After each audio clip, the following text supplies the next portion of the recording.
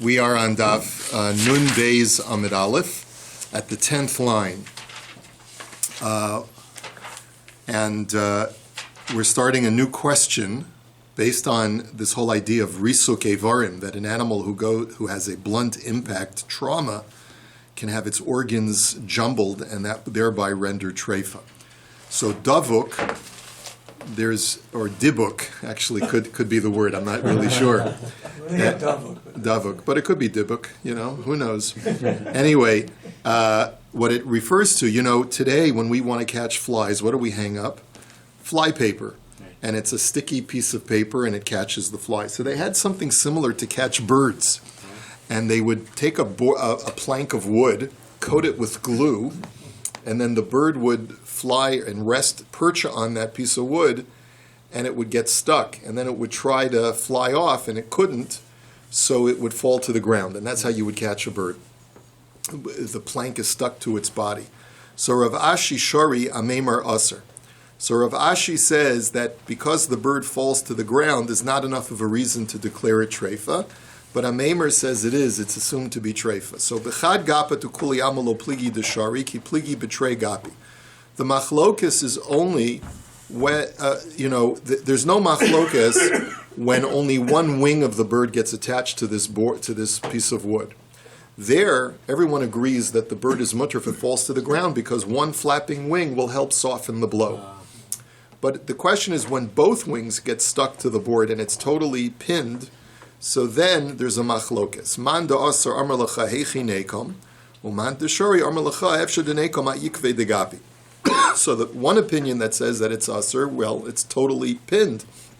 It can't protect itself, so it just bangs to the ground. And that's what renders it a treifa. But the other mandomer says no.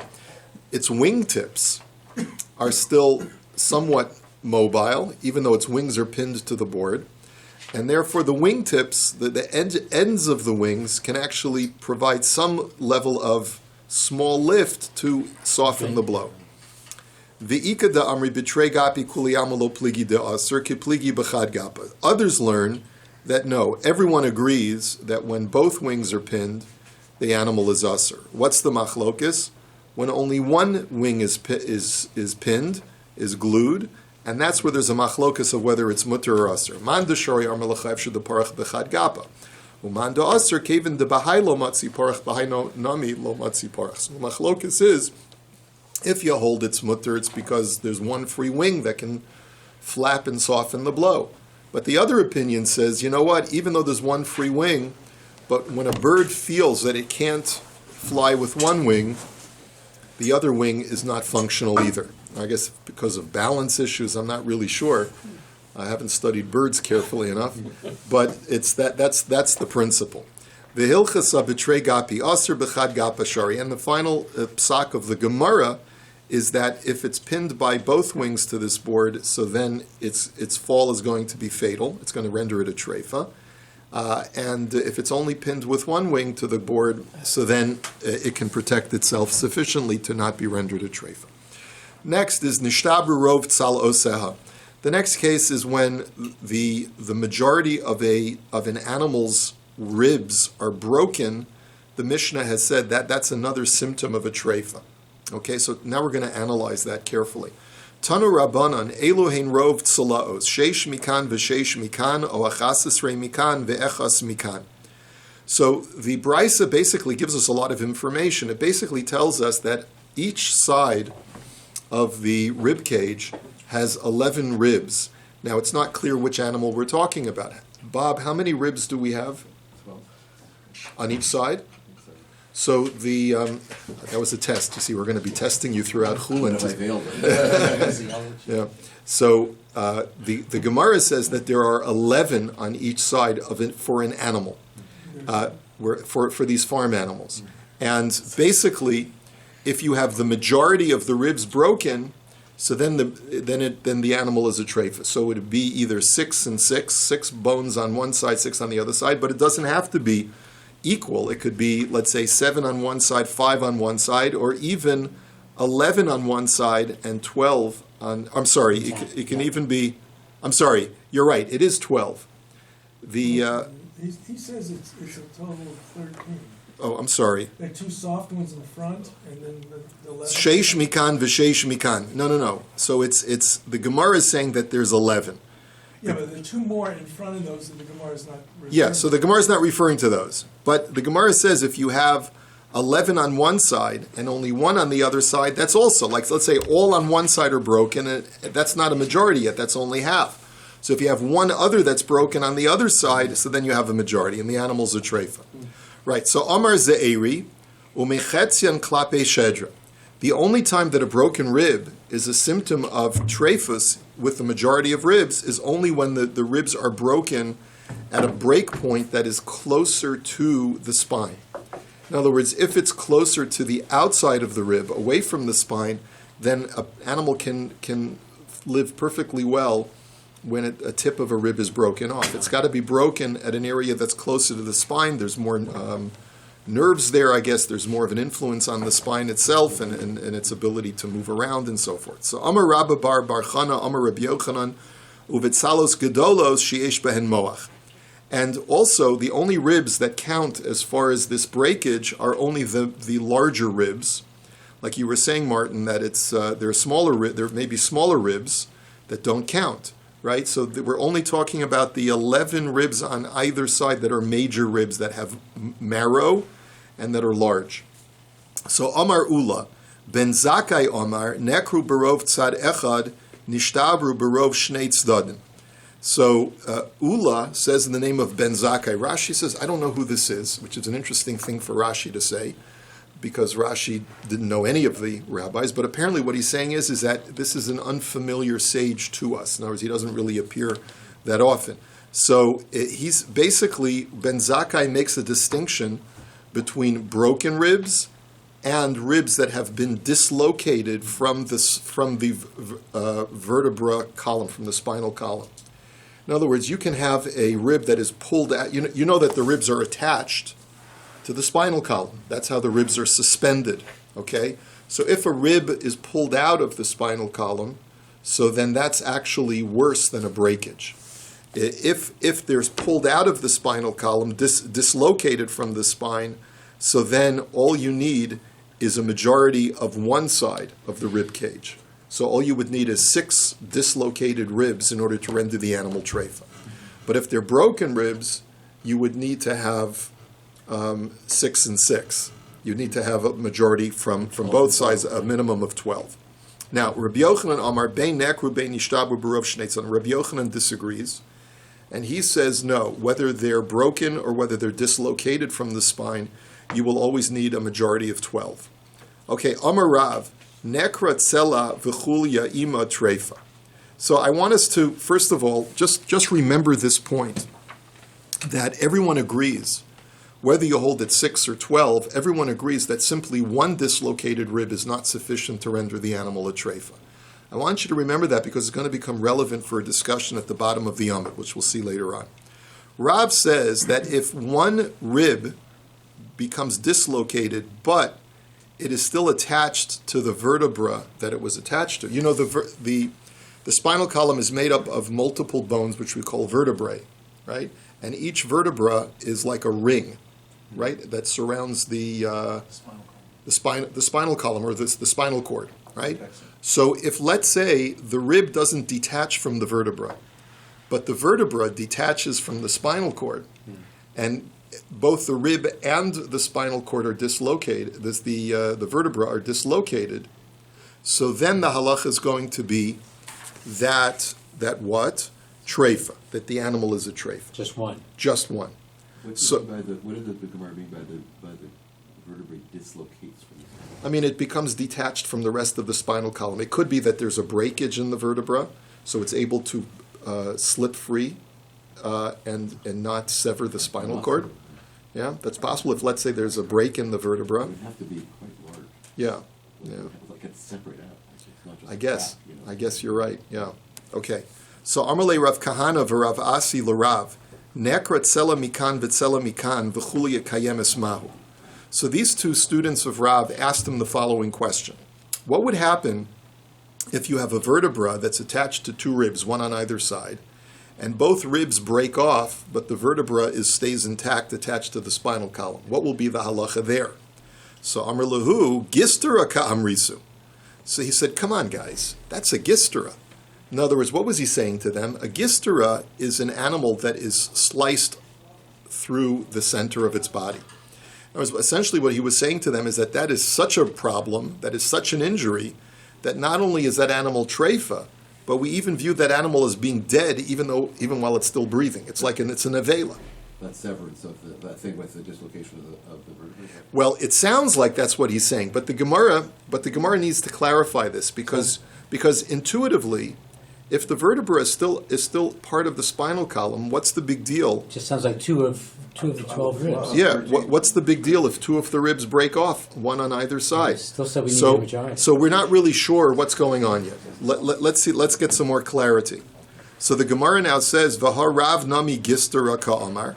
So the Gemara says, like, why was Rav responding to them in such a forceful way as to say, you don't even have to say that it's a treif, it's even a gistera. But Rav himself, when he was saying the halacha of nekra tsela v'chulya ima treifa, he said when the rib and the vertebra are dislocate from the spinal column, he called that a treifa. So why is he going so far as to say that their example is a gistera? So the Gemara says, Ki kamar Rav tsela below chulya. The answer is because Rav was talking about a rib that gets removed or gets dislodged, but the vertebra remains intact. But wait a minute, that's not true. V'hatzela v'chulya ka'amar. But that's not what Rav said. Rav had said that when the rib and the vertebra dislocate from the spinal column, the animal's a treifa. So if that's a treifa, why does he have to make such a declarative of saying, that your case is for sure a gistera? So the Gemara answers, tsela v'chatzi chulya. So the Gemara says, no, what Rav was talking about was when you have a rib and half of the vertebra breaks off with that rib, but the other half of the vertebra remains intact and attached to the spinal column. So even though that animal is a treifa, it's not as bad as the case of his students where two ribs break off of the same vertebra. So 1 second, Michlal de Rav Kahana v'Ravasi tzela below chulya amri, va'amr lehu gistera kamrisu. So you're telling me that what? That the students were asking him about the following case. They were asking him, what if the two ribs break off of the vertebra and the vertebra remains intact? So that's where Rav says that it's a gistera. V'ha'amar ula ben zakai amar nakru barov tzarechad nishtabru barov shnei tzaddim. But 1 second, didn't we just learn before that Ben Zakkai says that you have to have a majority of ribs break off if the vertebra remains intact? So Amr Lecha Hasam Zeh Shelo Keneged Zeh Hacha Zeh Keneged Zeh. So the Gemara answers, and this is the initial answer, not the final answer, is that when do you need to have a majority of ribs break off in order for the animal to be a treifa? Only when the ribs are not from the same vertebra. They don't match up. But if you have two ribs from the same vertebra that break off, all you need is one pair of ribs to be consider the animal a treifa. If you have to have 6 on each side. 1 second, we're getting there. We're getting there. But 1 second, V'hamar Rabbi Yochanan berov shnei tzadim u'verov shnei tzadim yefshed lo kaima chad minayu zeh keneged zeh. That's exactly Rabbi Berman's question. The question is, how can that work out? According to Rabbi Yochanan, you need a majority of 12 ribs, 6 and 6, right? You need to have 12 ribs to be broken in order for the animal to be a treifa. Invariably, 12 ribs, you're going to have one pair of ribs that line up with each other, because since there are only 12 on each side, how can you have 12 ribs, 6 and 6, that are not aligned in some point? At some point, one of the ribs, if there's only 11 on each side that the Gemara is referring to, how can you have 6 on one side and 6 on the other side where none of them are aligned with each other? That's impossible. 5 on top, 6 on the bottom, and they wouldn't line up, and that wouldn't be enough. Yeah, you'd have to have 6 and 6, right? That's the point. 6 is bad, so 6 is bad. So I'm saying, the question is like this. If you're saying 6 and 6 is the minimum that you need to render an animal a treifa, that's not true. True. Because at least one of those vertebrae is going to be It's already- paired up, then you don't need 6 and 6, you Yeah. just need 1 and 1. Right. So the Gemara answers, Hasam buchna below asisa, hacha buchna va'asisa. So the Gemara answers no. We're talking about apples and oranges. In the case of Rabbi Yochanan, he was talking about where it's a clean dislodge of the rib from the vertebra, so that it's the pestle without the mortar. But here we're talking about the pestle and the mortar. This is just the metaphor. It's basically saying is that what we're talking about, which is such a problem because the rib breaks off, a pair of ribs breaks off on both sides, is that it's not a clean dislodging. Is that it's the rib breaks off and a piece of the vertebra comes off with it. The socket of the vertebra comes off with it. And basically Rav says that is such a breakage of one whole vertebra that for sure that's a gistera. That's going to kill the animal immediately. And probably because invariably in that case the spinal cord is going to be severed. And that's it for the animal. So the Gemara now says, I hachi hainu derav. So the Gemara says, well, if that's the case, I mean, that's the same thing that Rav was saying. Rav was saying is that even if one rib breaks off, but it takes a piece of the vertebra with it, then the animal is a treifa. So why did they even bother asking the question? So the Gemara says, Lo shamia lohu derav. The answer is that they never heard Rav. Even though they were students of Rav, they weren't in shir that day when he gave that shir that says that when a rib breaks off together with a piece of the vertebra, it's rendered a treifa. So the Gemara then asks, V'libo minei k'derav. Why then, when they asked Rav the question, didn't they simply ask Rav about one rib that breaks off with a piece of vertebra? Why did they ask him about 2 ribs of the same vertebra that break off? Wouldn't it be easier for them to get down to the essence of the question if they asked the more simplistic question of 1 rib instead of 2 ribs? So the Gemara answers, Savri liboy minei chada de parish lantarte. So their thinking was like this. Let's ask Rav 1 question, which will answer 2 questions. What do we mean by that? Di'ibo inen minei chada hanicha I amar lan treifa kol shekain tarti. But I amar lan keshera akati tarti kami bayalan. So their thinking was like this. If Rav tells us, if we ask him 1 rib with a piece of the vertebra together with it, and he tells us that it's a treifa, then we'll know for sure if 2 break off, that's for sure a treifa. But what if he tells us that in that case it's kosher?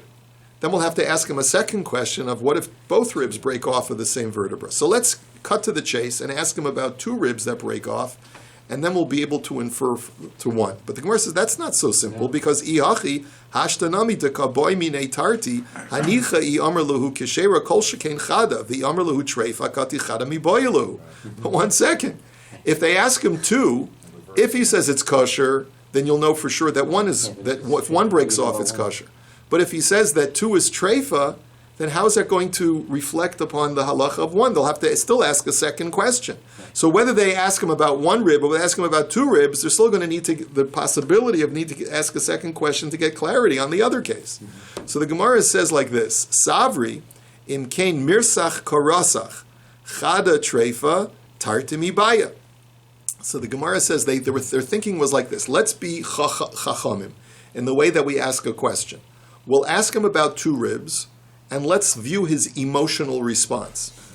If he responds to us angrily, showing that we asked a dumb question, then that'll be an indication, what are you guys, 2 ribs? Of course that's a treifa, right? So then we'll know that 1 is also a treifa. If he answers us calmly, 2 ribs, yeah, that's going to be a problem. So then we'll know that 1 is not a problem. So that was their thinking. Ask him 2, and if he answers us angrily, so then we'll know that 1 is also treifa. And if he answers us calmly, so then we'll know that 2 is a problem and 1 is okay. But wait a minute, amri lei v'lo rasach.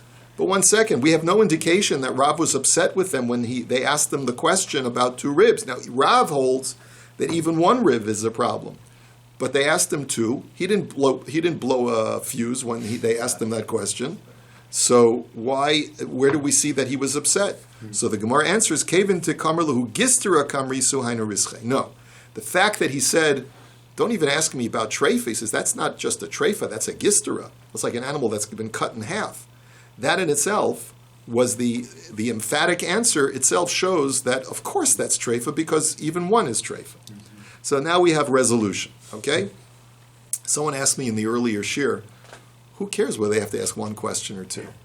So let them ask a second question. What's the big deal? Paper question. Right? Respect for the road, no? It's not only respect, but a Talmud Chacham economizes on his words.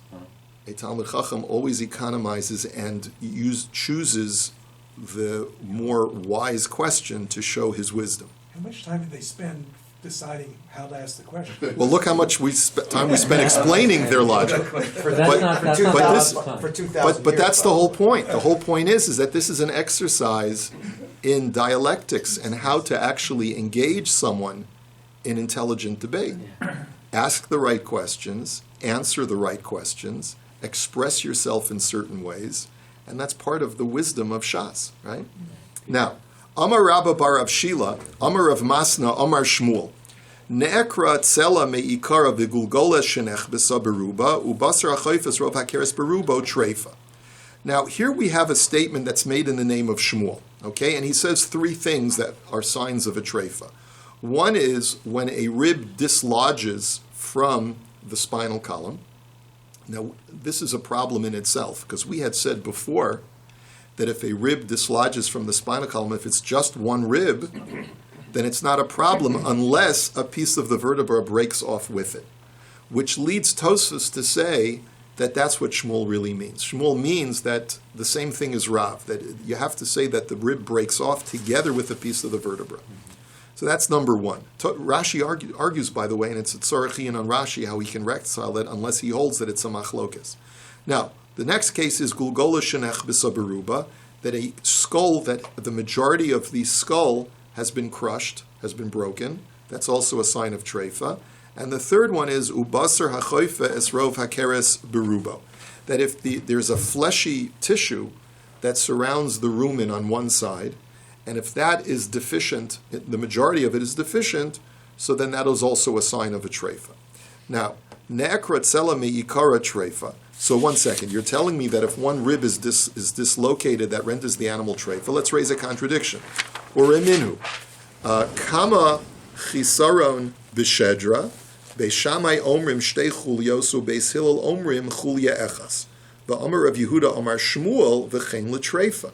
Now, there's a machlokes Beis Shammai and Beis Hillel vis-a-vis the laws of Tumah. We know that in the laws of Tumah, if you have a corpse that's in a room, all the contents in the room are tamei, Tumas ohel, right? Everything in the room. What if you only have a portion of the body? So if it's not a full skeletal or muscular structure, so then it does not render everything in the room tamei. What if you have an entire spinal column? That is considered to be an entire structure of the body, and that will render everything in the room tamei. What if part of some of the vertebrae are missing from the spinal column? So that's the question. So Beis Shammai say it's still an entire spinal column unless two vertebrae are missing. Beis Hillel disagrees and says, no, even if only one vertebra is missing, that will not make the room tamei. And then Shmuel is quoted as saying, it's the same Shmuel that we quoted before, he's saying that just like there's a machlokas between Beis Shammai and Beis Hillel by Tumah, they have the same machlokas as to what will render the animal a treifa. That according to Beis Shammai, two vertebrae have to be missing, and according to Beis Hillel, only one vertebra has to be missing in order for the animal to be a treifa. What the Gemara is essentially asking is, he says, Tzela below chulya. The question is, the Gemara is asking is, according to Shmuel, the only thing that renders an animal treifa is if the vertebra itself is missing. But if the rib is missing, then that seemingly does not render the animal a treifa. So the Gemara answers, Hacha tzela below chulya, hasam chulya below tzela. So the Gemara answers that no, the two are independent of each other. If you have a vertebra missing, then even if the rib is present, the animal will be a treifa. If you have a rib missing, even though the vertebra is either present or partially present, that will not render that will also render the animal a treifa. Now, bishlam etzela below chulya mishkachas. So the Gemara says, I can understand a rib missing and the chulya still intact. But how can you have the opposite? How can you have a vertebra missing and the rib still being intact? If the vertebra is missing, then the rib can't attach itself to anything. So the Gemara says, no, you didn't understand. B'shilhi kfali. So the Gemara answers, because the spinal column is much longer than the rib cage. The spinal column goes all the way down to the tuchus. And so you have vertebrae that do not have ribs attached to them. That's what Beis Hillel and Beis Shammai were referring to. That's what Shmuel was referring to. He says, yes, you can have a missing vertebra and all of the ribs are intact, and that will still be a sign of a treifa. So now the Gemara says, Maskef la Ravoshia v'lisnaya gabi kulei Beis Shammai v'chumrei Beis Hillel. Now, one second. According to you, Shmuel, you're saying that the same machlokas that Beis Shammai and Beis Hillel have by Tumah is also translated to treifas. Now, the problem is like this. In the laws of Tumah, who's the machmir and who's the mekel? Beis Shammai is the machmir, and he says the house will still be tameh even if one vertebrae is missing. You have to have two missing in order to be lenient. And according to Beis Hillel, no, you can be lenient even if only one vertebra is missing. But if you translate this, if you transpose it over to the laws of treifa, who's the machmir and who's the mekel? Beis Shammai is mekel, and he says no. If one vertebra is missing, the animal's still kosher. And Beis Hillel says no. Even if one vertebra is missing, the animal is a treif. So Beis Hillel is machmir.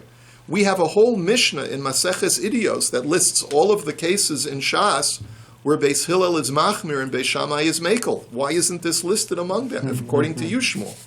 So the Gemara answers, Ki itchel le'inyan tuma itchel dahavaluhu Beis Shammai l'chumra. The answer is because this machlokas by treifas is only a corollary of the main question that was discussed vis-a-vis the laws of Tumah. And since it's only a corollary issue, it was not deemed important enough to list it among the machlokasim that exist between Beis Shammai and Beis Hillel, where Beis Hillel is machmir. Because it's only a corollary machlokas, it's not the main machlokas. Can I just ask a quick question? The Gemara was sealed. Everything was interrelated. It seems to me like they knew everything that was written. It wasn't in pieces. You're talking about the Mishnah or the Gemara? The Gemara. There's cross-references to the Gemara. All the time. Right. So Right. that means everything was sort of integrated at the end and reconciled. No, it means that these are records of discussions that are taking place in the Beis Medrash. So there's constant, everything is oral, and people are remembering all of this information in their heads. And when it comes time to transpose it, record it into writing, you're recording the conversations that are held in the Beis Medrash, where everyone was cross-referencing all the time, because all the information had been oral up until that time. Good? Does it make sense? It's interesting You're not that- accounting for the stama then. Yes, I am accounting for the stama. The stama is later on. The stama is done by Rav Ashi and Ravina, Yeah. and the Rabbanan Savorai. Yeah, so they're basically taking all of the conversations Yeah. and redacting them. Yeah. It's interesting that Tumah is no longer relevant and Kashrut is, and yet we're saying the primary discussion here is about Tumah. Yeah, because Beis Shammai and Beis Hillel lived in the Second when Temple what? period when Tumah Tumah was a relevant I'm issue. very serious. Yeah. I understand. Okay, weiter. That's the problem. Next, the next organ that Shmuel had addressed in that list of three was the crushed or broken skull. The gulgola shenech b'sabaruba. It has to be crushed in the majority in order for it to be treifa. So, boy, Rabbi Yirmi, a rov govha, a rov hekefa teku. When you say most, do you mean most of the height of the skull, like measuring from the eye sockets to the top of the cranium? Is that what you mean, that the majority has to be broken in the height? Or do you mean the majority of the circumference has to be broken? And the Gemara says, we're not sure. Teku. We'll let that rest. Ubasar hachoifa rov hakeres beruba. The third case was if the extra tissue that surrounds the rumen is majority damaged, so then that renders it a treifa. So the rumen is one of the intestinal organs that's a cavity, okay? So boy Ravashi, berov karua or berov natul. So what do you mean the majority is damaged? Does that mean that it's missing? Or is it sufficient if it's just torn, the majority is severed? Is that going to render the animal a treifa? So tifsho le miditnan keres hapinima shenikva o shenikra rov hachitzona va'amri b'ma'arava mishmei de Rabbi Yossi b'Rabbi Chanina kol hakeres kulo zuhi keres hapinimi ve'izeu keres hachitzona basra choifes rov hakeres. So the Gemara says we got to go back 2 pages. 2 days ago, we learned about the rumen. And if you remember, the Mishnah had said that the inner rumen is different from the outer rumen, right? The inner rumen, if it's just punctured, it's treifa. But the outer rumen, if it's torn in the majority, only that majority tear will render it a treifa. Now, the question that the Gemara had is, the rumen is one organ. What do you mean the inner rumen and the outer rumen? Remember that question that we had? So the Gemara had said that there's a number of different opinions as to what the inner and outer means. One of the opinions was that the entire rumen organ is called the inner rumen, and the outer rumen is that tissue that we're discussing now. And so if that's the case, then it's very clear that when we say that the tissue, that when Shmuel says that the tissue surrounding the rumen has to be deficient in its majority, he means torn, because that's the interpretation of what the Mishnah is exactly saying. So doesn't that prove the point that it has to be just torn and not totally missing? So the Gemara says, well, no, that doesn't prove that at all, because Midi hutaima elali Shmuel, Rabbi Yaakov bar Nachmani Omar Shmuel, makom she'ein bo milais. He says, no, you can't bring one interpretation of the Mishnah to explain Shmuel, who has a different interpretation of the Mishnah. You quoted an interpretation of what inner rumen and outer rumen means that Shmuel doesn't agree with. Shmuel's interpretation of inner rumen and outer rumen, that we learned 2 days ago, quoted in the name of Shmuel, is that inner rumen means the part of the organ that has a smooth surface in the cavity, and the outer rumen refers to the part of the rumen that has granulated tissue, bumpy tissue, on the inside of the cavity. And in which case, according to Shmuel, the Mishnah was not at all addressing the additional tissue that is on the outside of the rumen, that was never part of the discussion, and therefore you can't prove anything based on the previous discussion. And therefore this issue goes unresolved as exactly what Shmuel meant. But now we go weiter. Uderusas haze'ev, another sign of a treifa is if a wolf mauls an animal, that animal is assumed to be treifa. Now, Amar Rav Yehuda Amar Rav, bebehema min haze'ev ulamayla, uvaofos min haneitz ulamayla. So Rav Yehuda quotes Rav, so Rav makes the following statement, that if an animal is the size of a wolf or larger, and it mauls an animal, the animal is rendered a treifa. And when it comes to birds, if an animal the size of a hawk or larger attacks a bird, the bird is considered to be a treifa. Now, the question is, lima utemai. So what was Rav coming to teach and what was he coming to exclude? Ilema lima ute chatul, if you're telling me that Rav was coming to teach you that don't think that a cat has the ability to render an animal treifa. It's got to be at least the size of a wolf, and a cat is smaller than a wolf. Mm-hmm. Well, if that's all that Rav is coming to teach, Tanina, Uderusa Sadze'ev. Well, then what is he teaching me that I can't infer from the Mishnah itself? The Mishnah itself tells me that it's got to be a wolf. A wolf, yes, and not a cat. So why, Shkoyach Rav, what are you telling me that the Mishnah, I couldn't infer from the Mishnah? The Gemara says, V'chitema hakam ashmalan deze'ev begasan amidaris. Maybe you'll tell me that the chiddush of our Mishnah is that a wolf can maul and render treifa both a behema daka and a behema gasa, but right, both the bovine and the ovine animals. But you might have thought that just by looking at the Mishnah is not necessarily excluding cats from their ability to treif up a smaller animal, like an ovine, like a sheep or a goat. Because maybe all the Mishnah is doing is addressing wolves vis-a-vis large animals, but not addressing smaller animals that can be mauled by smaller attackers. So the Gemara says, "V'hatznan Reb Yehuda Omer drusas azev b'da'aka udrusas ari b'gasa." But 1 second, but Reb Yehuda in our Mishnah says explicitly that a wolf can only maul. A wolf can maul a small animal, and a lion is what is needed to treif up a large animal, a bovine animal. So, in effect, Reb Yehuda is explaining that when we're talking about wolves, we're talking about wolves vis-a-vis behemadakas, not behemagasas like you're suggesting. B'chitema Reb Yehuda miflag polig. What? Only a lion? Only a lion. Where were lions around these, walking around? Lions were all over the Middle East. Yeah. Don't you remember the story of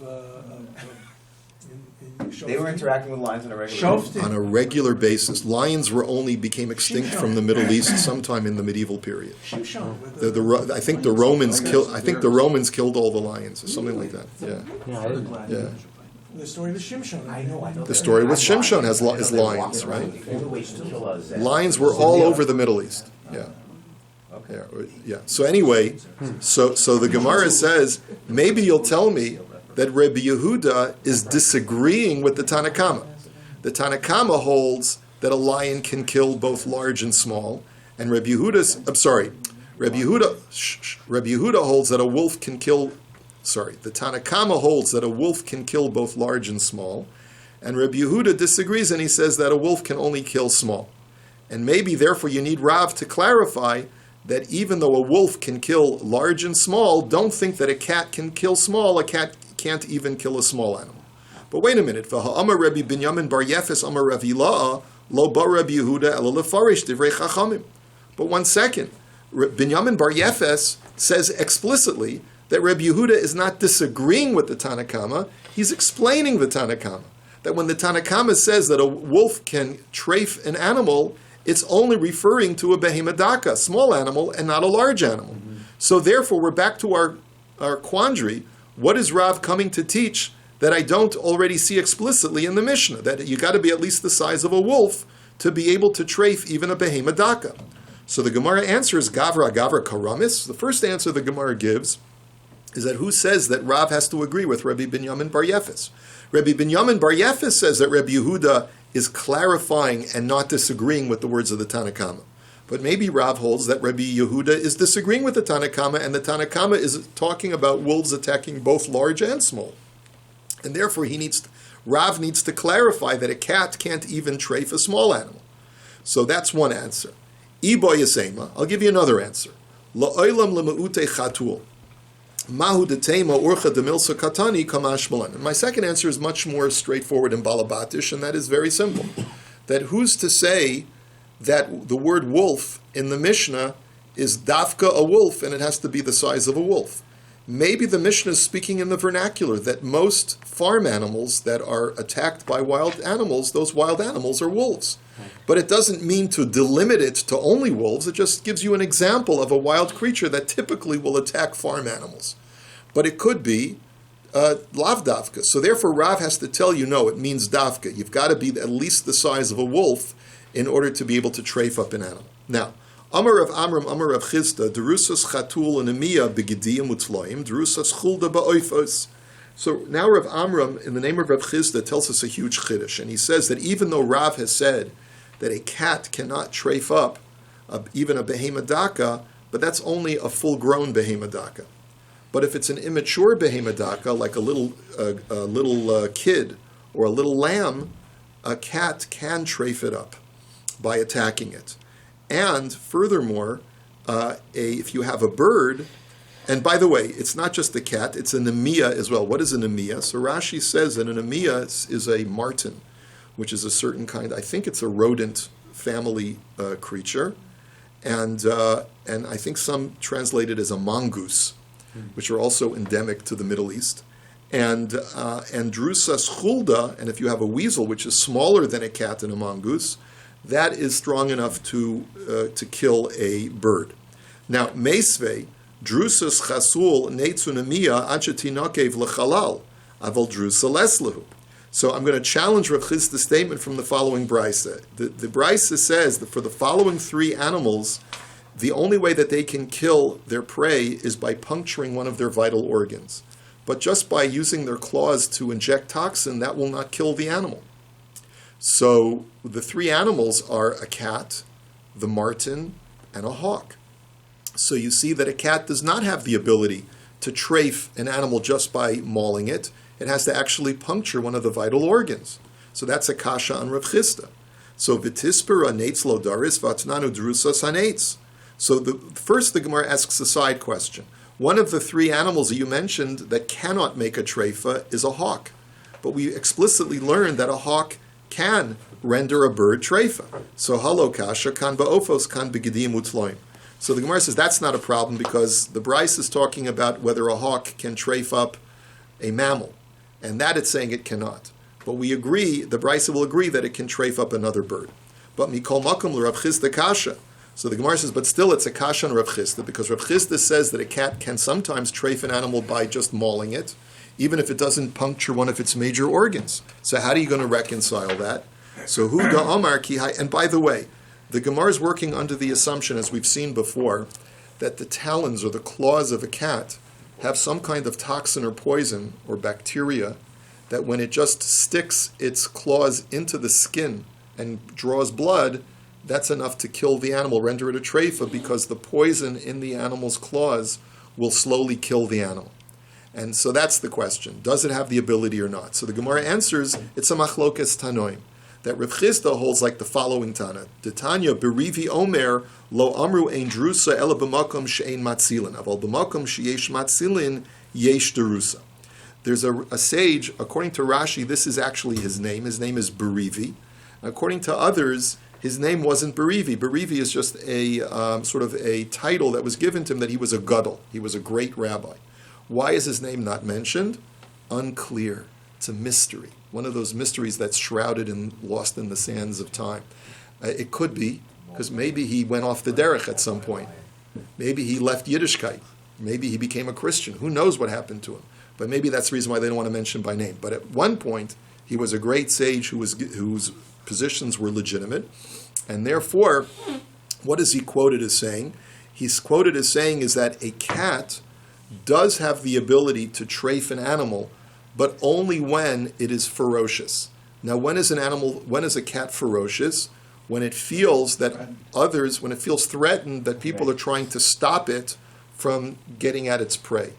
Like if you try, let's say if a cat is running after a mouse, if you try to stop the cat and restrain it, it's going to get even more ferocious. That's when its venom will be able to render treifa to small animals. But if it's not feeling threatened, then its venom will not work to treif up the animal. Claw it and that's insufficient. It'll just claw it and that's insufficient. So that's what the Gemara says, is that basically that's what Rav Chisda was referring to. Uvamakom she'ein matzilin ein drusa. So you mean to tell me that if the animal does not feel threatened by others, then it's not going to render treifa? Let me show you a story where that's not the case, because v'hahi tarnagoles dehavai beRav Kahana derat chatul basra v'al liidrona v'ischaye dasha ba'apei umachye ledasha b'sichufe v'ishtaka chala chamisha kortei dama. So the Gemara relates the story that Rav Kahana had a chicken that was running away from a cat that was chasing it. And they both ran into a small room, the chicken and then the cat ran in after it, and the door shut behind them. And the cat started scratching on the door because it wanted to get out, and when they looked at the door afterwards, they found 5 drops of reddish venom that looked like blood. So doesn't that prove to you that a cat has the ability, even when it's not feeling threatened, to secrete its venom? So the Gemara answers, Hatzalas atzma nami k'hatzalas acherim dami. So the answer is that when a cat feels trapped, it's no different from when a cat feels threatened by others that are trying to stop it. It's going to be ferocious and it's going to secrete its venom. Because basically when an animal is trapped, Same instinct. It's the same instinct, exactly.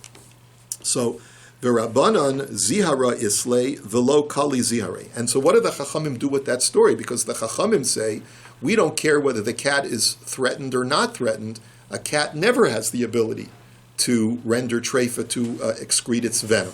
So the Gemara says, what do they do with that story of Rav Kahana? The answer is that a cat does have venom, but it's not strong enough to kill an animal. So therefore, it's not a contradiction that they found venom on the door. It's just that venom was not lethal, just enough to make its prey sick. Ika da'amri. Now others learn, it's the same conversation, but it's just slightly different. That Rav Chisda holds, this different version holds that according to Rav Chisda, a cat, even when it's not threatened, can render a smaller behemadaka a treifa. And so there's a machlokas between Rav Chisda and Berivi. So Ika da'amri hamani berivihi, that some learn that brisa that says that an animal does not have the ability to render its prey treifa goes according to, the cat does not have the ability, goes according to Berivi. The Tanya Berivi Omer Lo amru yesh derusa el b'makom sheyesh matzilin, aval b'makom she'ein matzilin ein derusa.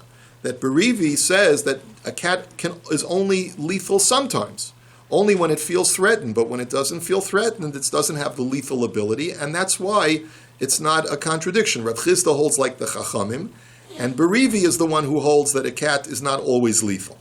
But wait a minute. Uvamakom she'ein matzilin ein drusa v'ha'ayi tarnagolas dahavoy be Rav Kahana derot chastul basra va'ali idrona v'ischaye dasha va'apei u'machye l'dasha b'sichufe v'ishtaka chalei chamisha korte dama. Same question. How can you Berevi hold that a cat is not always ferocious and lethal, even when it's not threatened? Here was a case when it wasn't threatened, when it was running after the chicken and the door shut behind it, and yet they found these 5 drops of venom. So the answer is Hatzalas Atzmanami Katzalas Acherim Damya. So the Gemara gives the same answer as before, that when an animal feels trapped and it's trying to save itself, it has that same ferocious instinct as when it feels threatened by others, and that's why it injected its venom into the door. But the bottom line is that it's a machlokes as to when a cat has the ability to maul. According to one opinion, it never has. That's according to the first version. According to the second version, according to Rav Chisda, it always has the ability to render treifa. And according to Berevi, only when it feels threatened or it has this life-preserving instinct will it render a smaller animal treifa. And this is where we'll hold it for today. Guten Erev Shabbos. It's interesting. I mean, once we're talking about